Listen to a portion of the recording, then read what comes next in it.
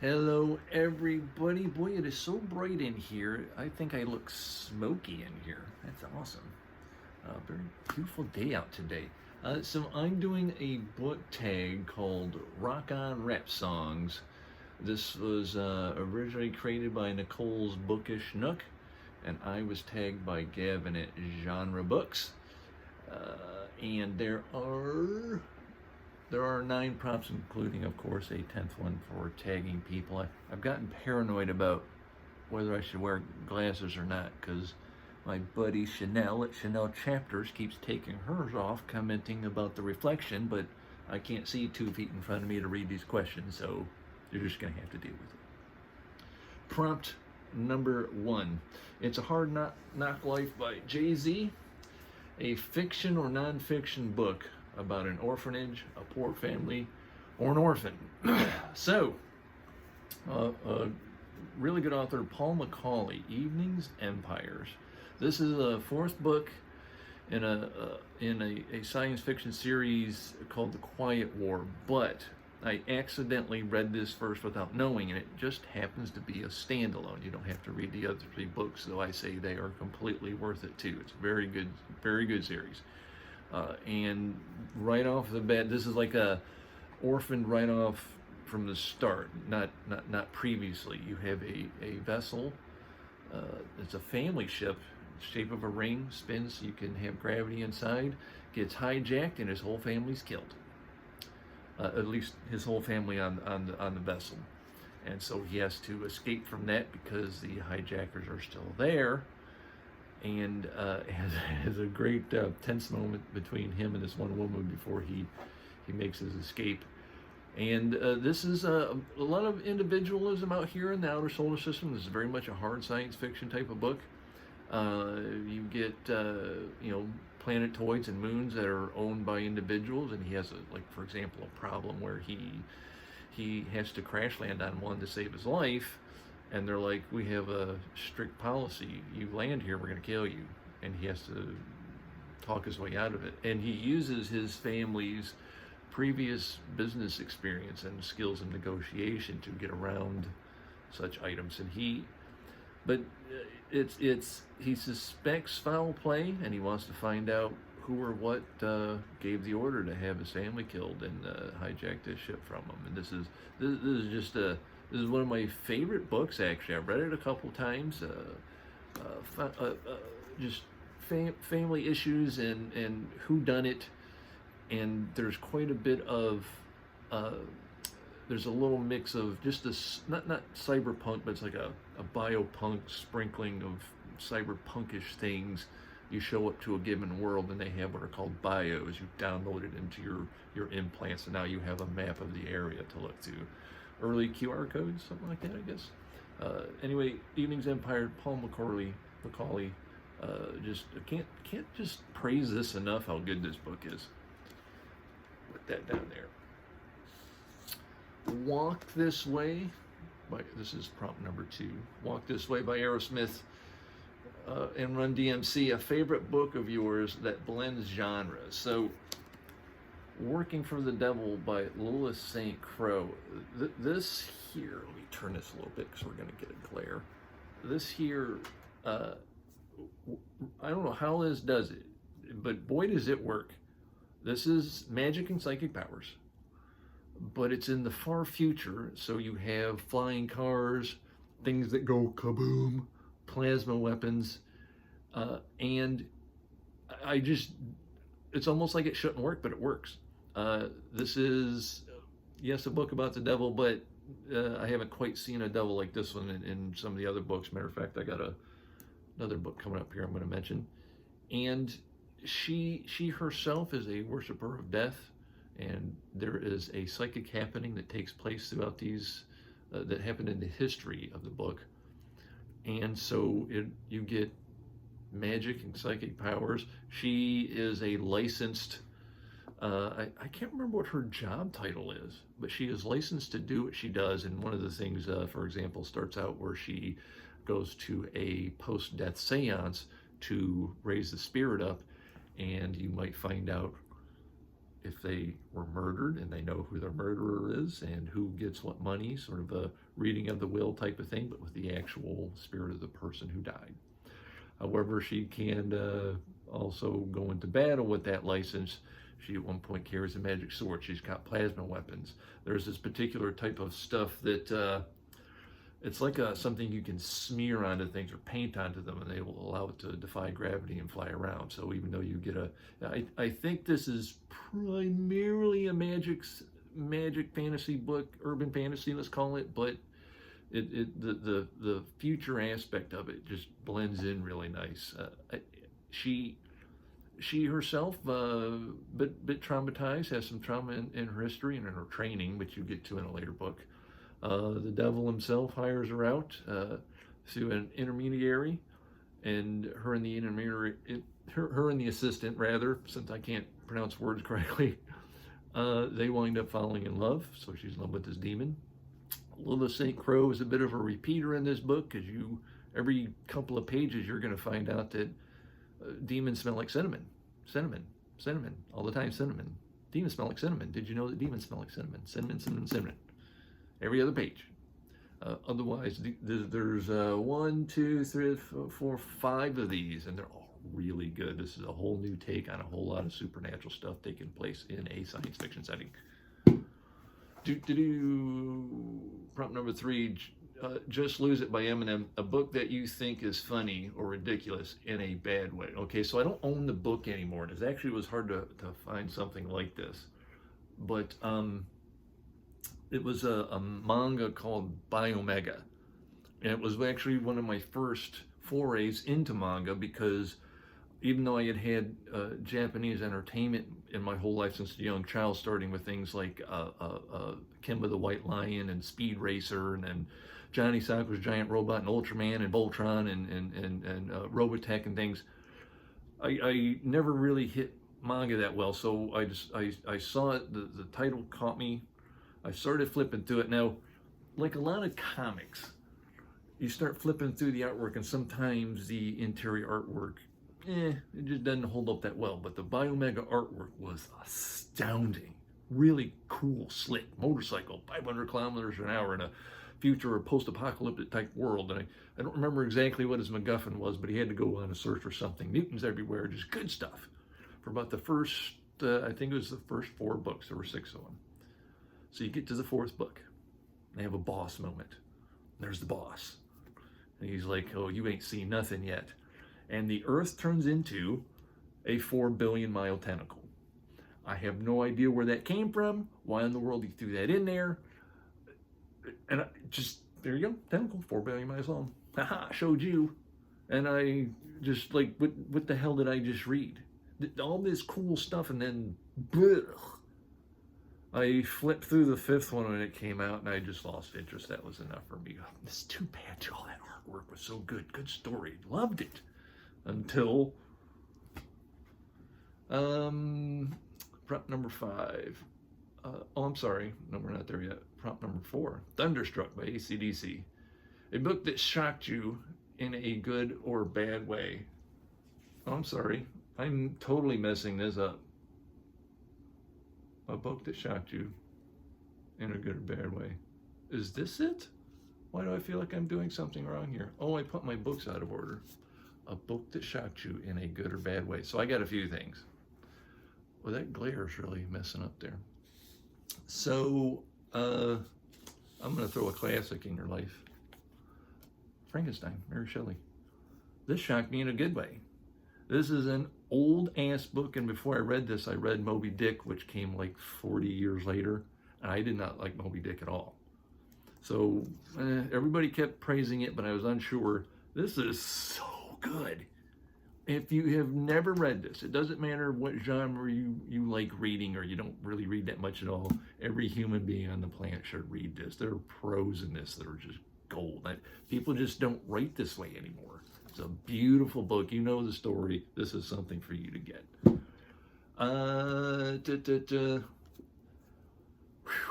Okay. The God Killers by Liam Sharp. I came across this fellow mostly via a piece of artwork, but which interesting.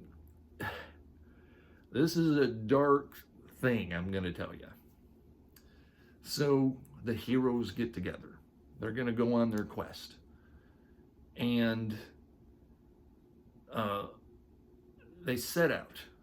And they have their first encounter. Some barbarians. Well, they lose. The barbarians capture them. They take hold of them. Take them to their camp. They tie them face down, naked on the ground, and proceed to just start raping them one by one. And one of them is this barbarian woman, one of the heroes, who had been through this sort of life in her barbarian tribe. So when they're going at her, she's like, bring it on, you can't hurt me, you're nothing to me, and she's just laughing. So they decide, we like her, we're going to let her join our tribe. So they cut her loose. She starts partying with the people who had kidnapped them. When they get all drunk and go to sleep, she then proceeds to slit all their throats, frees all her friends, and off they go on their quest again. This is a dark-ass evil book, but it's kind of interesting to read for what it is.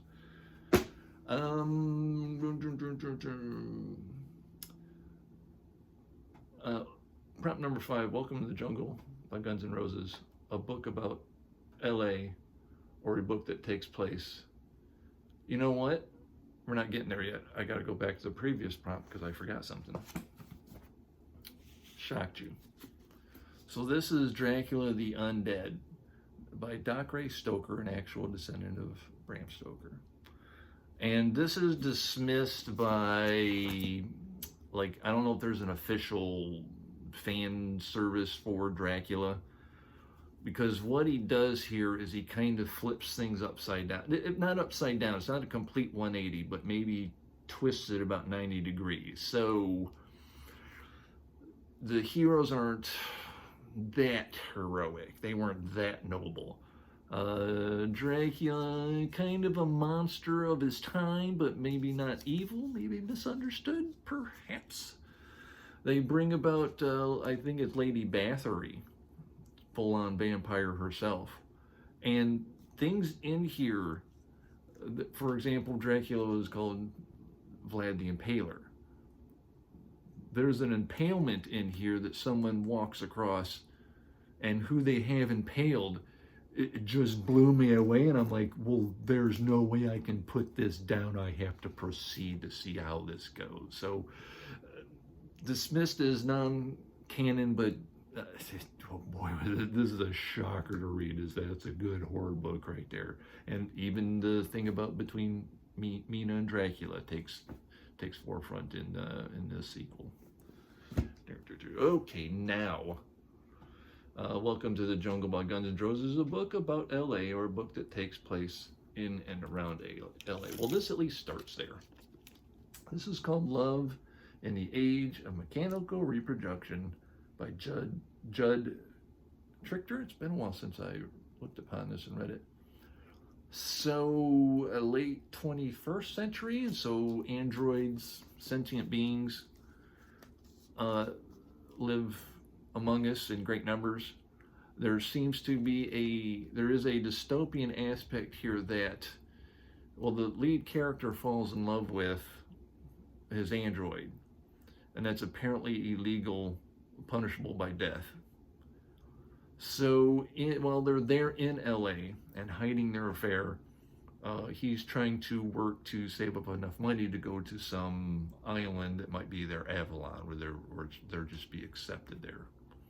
In the meantime, someone, they're called I think it's called some kind of scavenger, but he breaks in, gets hold of this robot, and just rips her to pieces, and then proceeds to use those pieces to be sold into other robots as replacement parts. And dude who loves her finds out who that is, has to go find all the parts to reassemble her. And there's a big dilemma here, because these parts are already in other robots that are also sentient beings like you and me, but the robots. And he essentially has to kill them to get his lady back. Now, he doesn't go quite over the top. sometimes the robots become a victim of circumstance, so they wind up getting killed so he doesn't have to make that move. But in other times he does have to take a creature's life, a robot's life, in order to get his lady friend back. This is a good read here, cyberpunk to the fullest. 6, Gimme All Your Lovin' by ZZ Top, your favorite romance book, or if you do not read romance, your favorite couple in any book. So, a couple. I want to do a couple. 7 Blades in Black by Sam Sykes. This here, I almost did this one for a mixed genre. This one here is a post-apocalyptic fantasy. And Sal the Cacophony. This is one of the most badass people, badass women in all of fiction. And she does have a love in her life. This is an LGBTQ friendly book, and her lady friend is a rather profound chemist. And Sal, the way the magic works in this is that a goddess gives you, oh, I'm getting a glare, I'm so sorry. It's going to give you powers. And Sal got the powers. She had a variety of powers. She was the most powerful being on the planet. She was a chosen one of this goddess, until all the other ones decided they were jealous, took her powers from her, and made her into a regular human being, and she goes off on bloody, horrid revenge. And so in the midst of this story is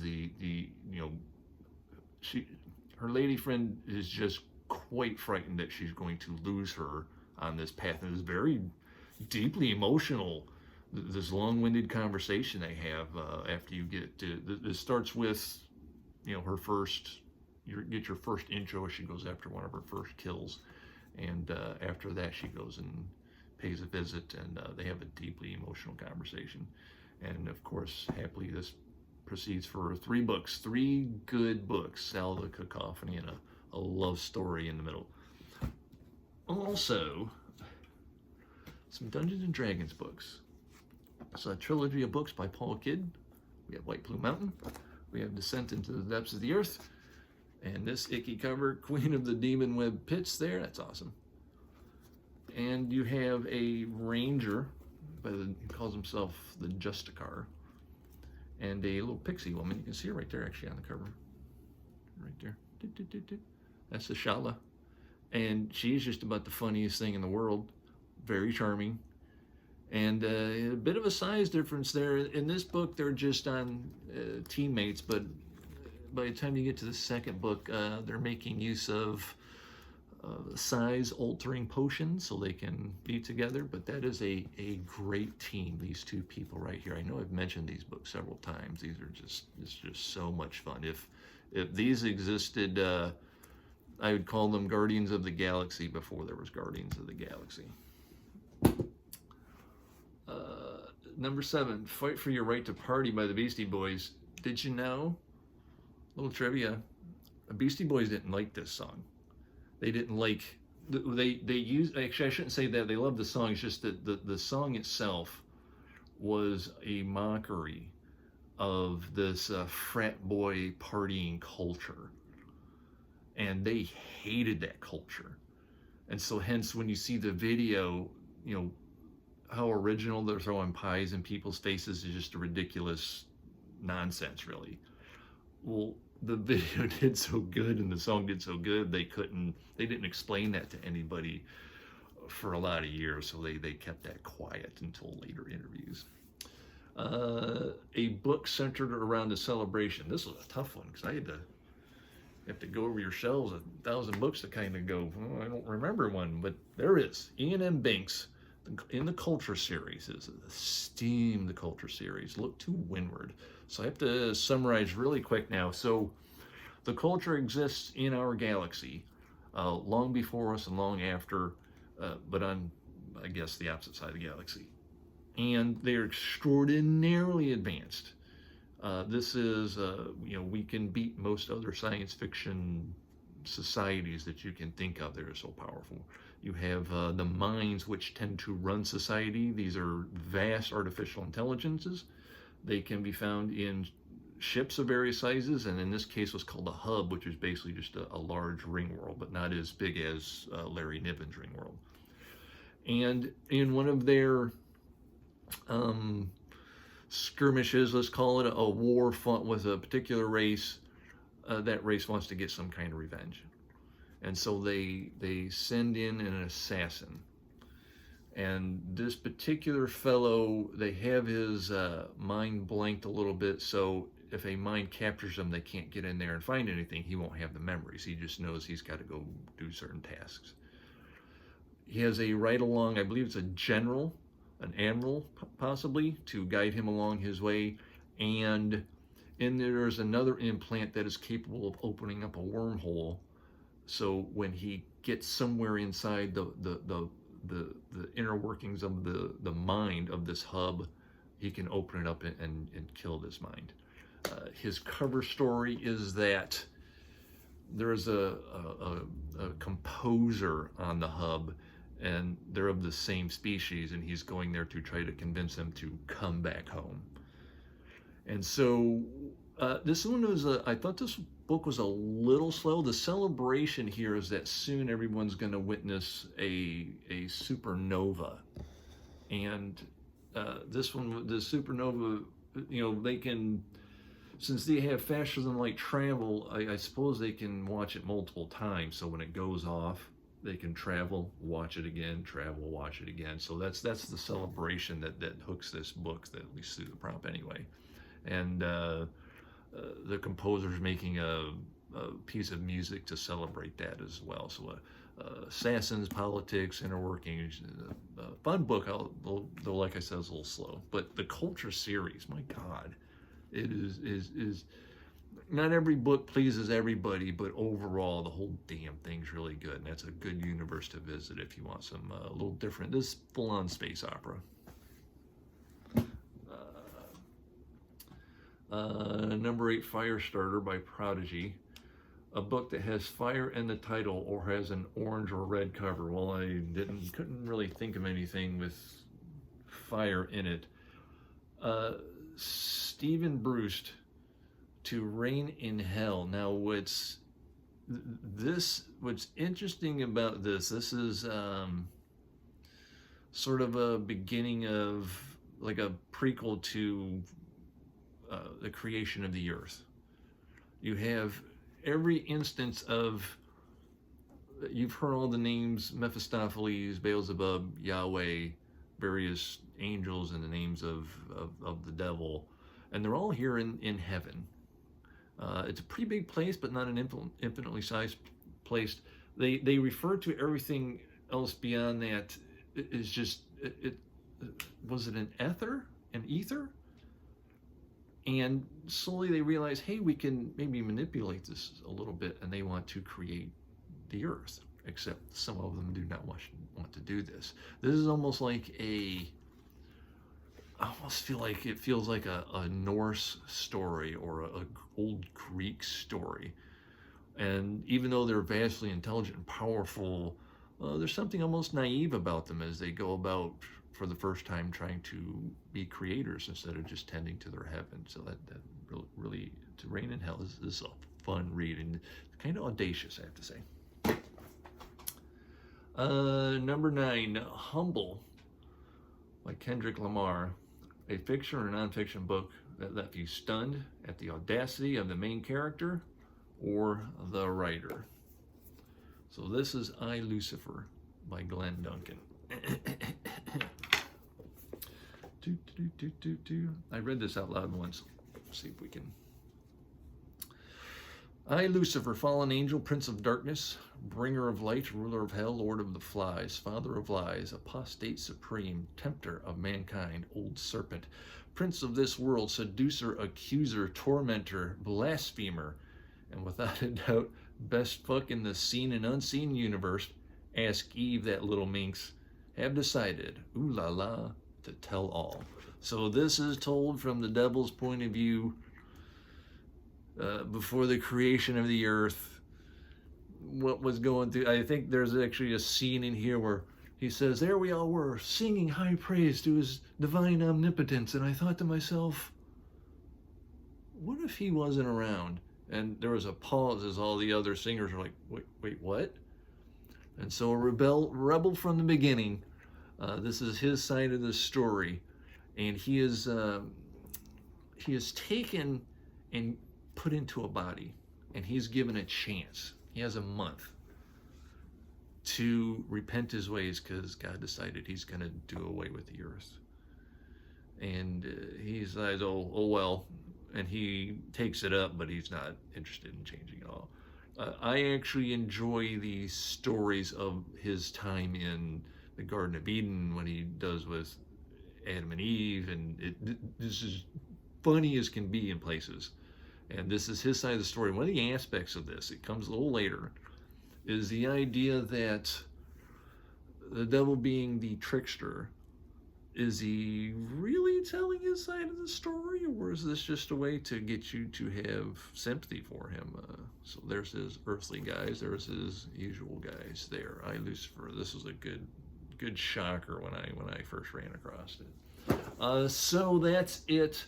10, we're gonna tag others. So I've got some new people and one old one. I don't know if some of these do book tags, but since I just subscribed to them, I'm going to throw them out there. And if they want to do it, they can. Of course, they do not have to do a thing. One is Anita at Anita Reeves. I just subscribed to her channel the other day. Another is going to be Katerina Ream. I just subscribed to her channel the other day.